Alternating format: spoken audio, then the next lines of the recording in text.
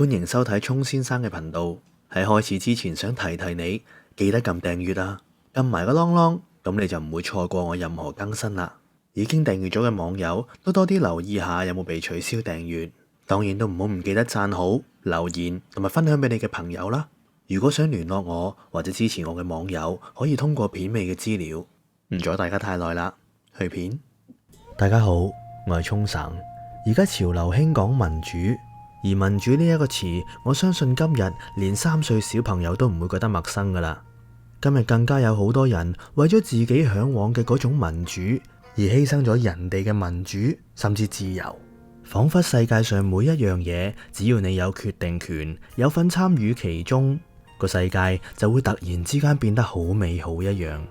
有時真係諗唔明，大家追求緊存在感啊，定係追求緊民主？大家可能諗漏咗一樣嘢，民主只係一個結果，帶領走向民主結果嘅其中一個重要因素係民智，即係所有又或者絕大部分嘅人民都有足夠嘅智慧去為呢個地方、呢個城市，甚或至乎呢個國家去做出種種嘅決定。關於過分民主，其實喺我之前嘅影片《蝴蝶效應》裏邊都有提過。如果一個地方過分民主，就會失去咗佢嘅行政效率，亦即係話大部分嘅時間會用咗嚟溝通同埋商榷。商榷嘅時間長咗，效率同埋經濟亦都會自然下滑。以上提到嘅種種論點，已經排除咗一啲為反而反嘅人嘅存在。當然啦，呢啲情況喺現實裏邊，大家都唔陌生噶啦。就係我哋經常喺立法會上面見到嘅拉布。由哈佛大學嘅經濟學教授指出，民主同埋經濟唔係簡單嘅線性關係，而係一個倒 U 型嘅關係。佢嘅意思即係話，民主嘅初期會因為自由而釋放出民眾嘅創造力同埋活力。經濟係一開始嘅時候冇錯係會提升啊，但係過咗一陣呢，民眾就會因為過度重視自我嘅權力，而導致過度限縮咗公眾嘅利益。大家諗下，如果一人一票選舉嘅話，選票落咗喺一啲政治意識薄弱嘅人身上，喺呢一個資本主義社會，有錢使得鬼推磨，有啲咩可以驅使到佢哋投票呢？短短嘅5年任期，應該着手有效去施政啊，定係靠攏資本主義嘅頂端去爭取連任啊？最後傷害嘅咪就係民生咯？唔通呢啲就係大家期望嘅民主自由？以上講咗一啲我對民主自由嘅睇法啦。以下落嚟呢，我都會分享一篇文章。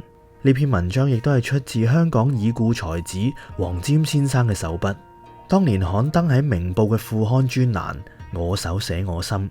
但係刊登嘅日期已經無從稽考啦，相信係寫於1989至1990年間。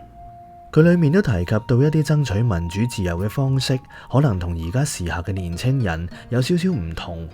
不如我哋聽下佢點講啊！真民主與假民主，黃霑。民主必須用民主嘅方法去爭取，但係民主方法困難重重，而且步伐緩慢之極。因為民主包括你、我、他，你我他背景不同，智愚不一，貧富不等，目標各異，要求有別，大家必須忍讓協調。我要尊重你嘅意願，你要尊重佢嘅想法，同時唔可以損害我。淨係香港就已經有接近600萬個你我他啦。為咗你唔可以犧牲我，為咗佢犧牲你亦都唔可以。所以民主嘅步伐必然係慢，路其實好漫長嘅，絕對唔可以一蹴而就。即使係咁，我哋都必須要用民主嘅方法嚟追求民主。因為用唔民主嘅方法，民主係唔會嚟嘅。我哋向往民主，追求民主，一定要明白呢個道理，否則我哋只會傷害咗民主。如果佢唔明白，我哋只可以用說服嘅方式去改變佢，唔可以揭發佢嘅過失或者私隱而加以攻擊，更加唔可以壓迫佢。若果我唔同意，你都唔可以夾硬將我唔同意嘅嘢用暴力令到我遵從。你、我、他同樣重要，同樣要受到尊重，咁樣先至係真正嘅民主。此時此地，假民主之徒極多，請各位香港人小心辨別。每次睇詹叔嘅文章，都有一種睇預言嘅感覺。詹叔嘅年代冇起底或者網絡欺凌嘅呢啲行為同埋字眼，但係佢喺文章裏面用咗公揭，即係揭發人哋嘅過失或者私隱而加以攻擊。喺佢嘅年代，亦都唔係好興暴力爭取，但係佢就提到佢都唔同意人哋用暴力去迫使其他人遵從。每次細讀呢位才子嘅文章，都深感敬佩。我喺度諗，如果佢仲在生嘅話，望住呢個社會，可能都覺得幾無奈。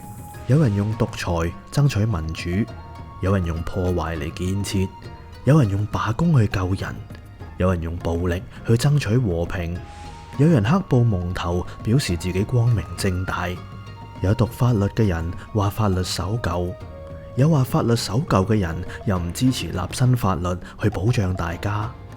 有陣時自己都會喺度諗，到底係個社會出現咗問題啊，定係自己出現咗問題呢？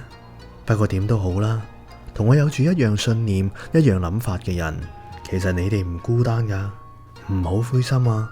我陪你行咗咁耐，頂埋落去啊！講開又講，唔知呢一位有住我的中國心嘅才子，喺天上面笑傲江湖，對住滄海一聲笑嘅時候，又有冇掛住獅子山下嘅人呢？最後喺度同大家分享多句說話，有6個字，我覺得喺香港從來都冇變過嘅。以前覺得香港地少人多，今日覺得香港地少人多。好啦，今日傾到呢度啦，下次再見，拜拜。